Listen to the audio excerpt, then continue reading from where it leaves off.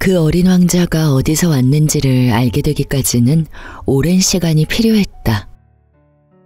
어린 왕자는 내게 많은 것들을 물어보면서도 정작 내가 묻는 말은 조금도 귀담아 듣는 것 같지 않았다. 그가 어쩌다 우연히 내뱉는 말들을 통해 나는 차츰차츰 모든 것을 알게 되었다. 가령 내 비행기를 처음 보았을 때 그는 나에게 이렇게 물었던 것이다. 이 물건은 대체 뭐야? 이건 그냥 물건이 아니야. 날아다니는 거라고.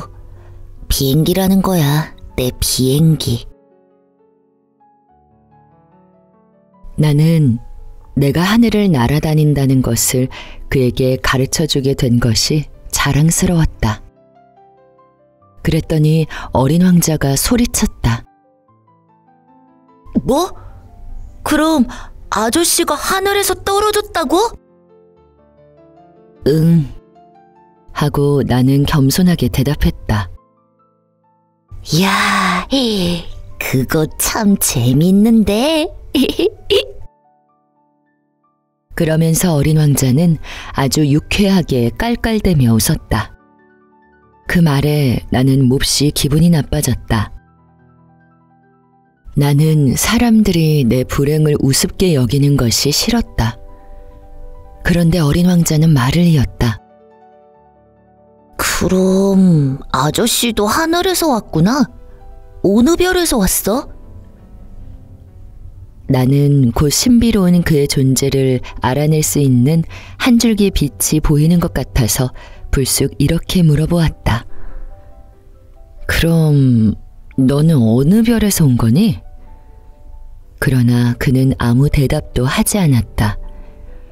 그는 내 비행기를 들여다보면서 가볍게 고개만 끄덕거리고 있었다.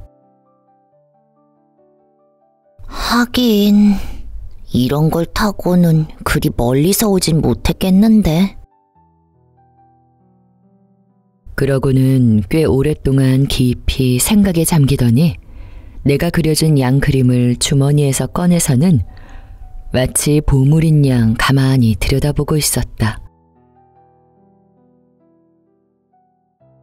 다른 별들에 대해서 슬쩍 내비친 그 속내 이야기에 내가 얼마나 궁금해 몸이 달았을지 여러분은 짐작할 수 있을 것이다.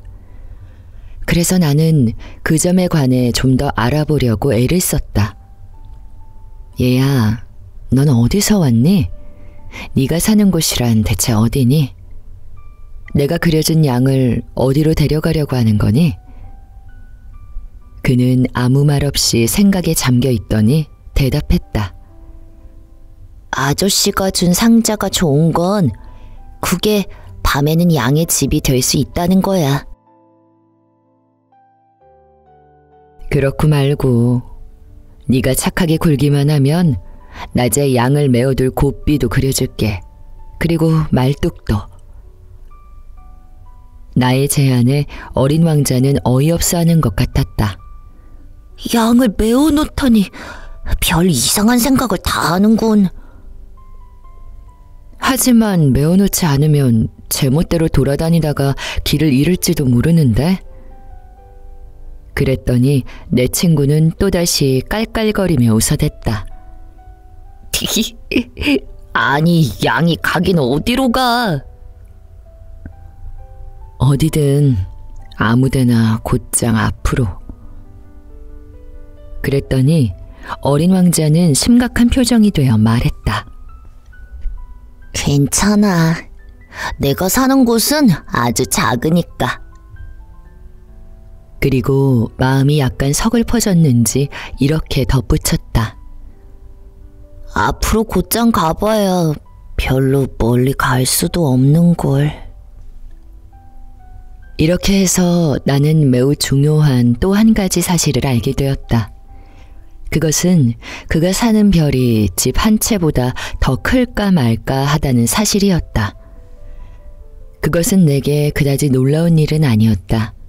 지구, 목성, 화성, 금성같이 사람들이 이름을 붙여놓은 큰 별들 말고도 이 우주에는 다른 수백 개의 떠돌이 별들이 있는데 어떤 것은 너무나 작아서 망원경으로도 보이지 않을 정도라는 것을 나는 잘 알고 있었던 것이다. 어떤 천문학자가 그런 별을 하나 발견하면 이름 대신 번호를 매겨놓는다. 가령 소행성 제325호라는 식으로 부르는 것이다. 나는 어린 왕자가 살다 온 별이 소행성 B612호라고 생각한다. 거기에는 그렇게 믿을 만한 상당한 근거가 있다. 이 소행성은 1909년에 딱 한 번 터키 천문학자의 망원경에 잡힌 적이 있었다. 그래서 그는 국제천문학회에 나가서 자기의 발견에 대한 요란한 증명을 해보였다. 그러나 그가 입고 있는 민속 의상 때문에 아무도 그의 말을 믿지 않았다. 어른들이란 이런 식인 것이다. 그런데 B612호 소행성의 명성을 위해서는 다행한 일이 일어났다. 터키의 한 독재자가 자기 국민들에게 서양식 옷을 입을 것을 강요하면서 이에 거역하는 자는 사형에 처한다고 했던 것이다. 그래서 그 천문학자는 1902년에 멋있는 양복을 입고 다시 그가 발견한 별에 대한 증명을 해보였다. 그러자 이번에는 모두 그의 말을 믿었다. 내가 B612호 소행성에 대해서 여러분에게 이토록 자세히 이야기하고 그 번호까지 알려주게 된 것은 어른들 때문이다. 어른들은 숫자를 좋아하는 것이다. 당신이 새로 사귄 친구에 대하여 이야기를 해보면 그들은 제일 중요한 것에 대해서는 도무지 묻지를 않는다. 그들은 그의 목소리는 어떻지? 그는 무슨 놀이를 제일 좋아하지? 나비를 수집하니? 하고 묻는 법이 절대로 없다. 나이는 몇 살이지? 형제는 몇이고? 몸무게는? 아버지 수입은 얼마지? 하고 물어대는 것이다. 그래야 비로소 그 친구에 대하여 안다고 생각한다. 만약 어른들에게 창가에 제라늄 화분이 놓여있고 지붕에는 비둘기들이 놀고 있는 멋진 붉은 벽돌집을 보았어요 라고 말하면 어른들은 그 집이 어떤 집인지를 상상해내지 못한다. 어른들에게는 10만 프랑짜리 집을 보았어요 라고 해야 한다. 그래야 야, 참 멋진 집이겠구나 하고 감탄한다. 그래서 어린 왕자가 정말 귀여웠고 잘 웃었고 양 한 마리를 갖고 싶어 했지요. 그게 바로 그가 이 세상에 존재하고 있다는 증거예요. 어떤 사람이 양을 갖고 싶어 한다면 그건 그가 이 세상에 존재하고 있다는 증거가 되는 거죠. 라고 말한다면 그들은 어깨를 으쓱하고는 여러분을 어린애로 취급할 것이다. 그러나 어린 왕자가 떠나온 별이 B612호 소행성입니다. 라고 하면 어른들은 수긍이 간다는 듯 더 이상 질문을 해대며 귀찮게 굴지 않을 것이다. 어른들은 다 그렇다. 그걸 가지고 어른들을 나쁘게 생각해서는 안 된다. 어린이들은 어른들을 아주 너그럽게 생각해줘야 한다. 그러나 인생이 뭔지를 알 만큼 아는 우리에겐 물론 소행성의 번호 같은 건 알 바 아니다. 나는 이 이야기를 동화를 이야기하듯 시작하고 싶었다. 이렇게 말이다. 옛날에 자기보다 좀 더 클까 말까 한 별에 살고 있는 어린 왕자가 있었습니다. 그 왕자는 친구를 가지고 싶었답니다. 인생이 뭔지 알 만큼 아는 사람들에게는 그게 훨씬 더 진실하다는 느낌을 주었을 것이다.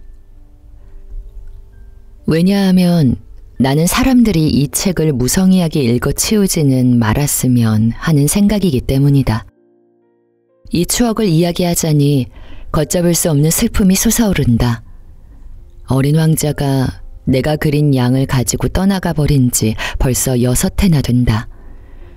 지금 여기에다 그의 모습을 그려보려는 것은 그를 잊지 않기 위해서다. 친구를 잊는다는 것은 슬픈 일이니까. 아무에게나 다 친구가 있는 것은 아니다.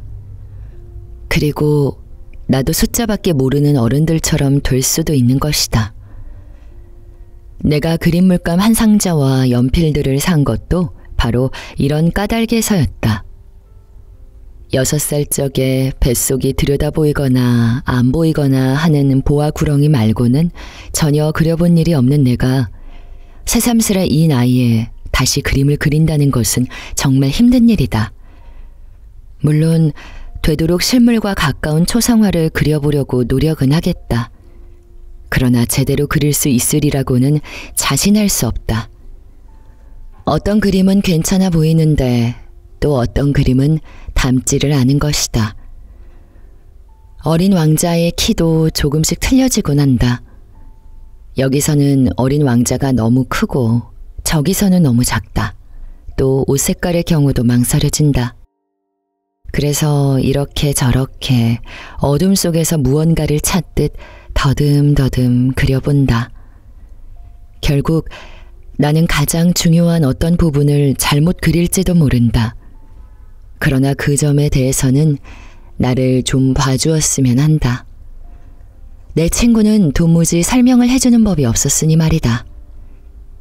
아마 내가 자기와 같다고 생각했던 것인지도 모른다. 그러나 나는 불행하게도 상자 속에 들어있는 양을 꿰뚫어 보지는 못한다. 아마 나도 어쩌면 어른들과 비슷한지도 모를 일이다. 이젠 나도 나이를 먹었나 보다.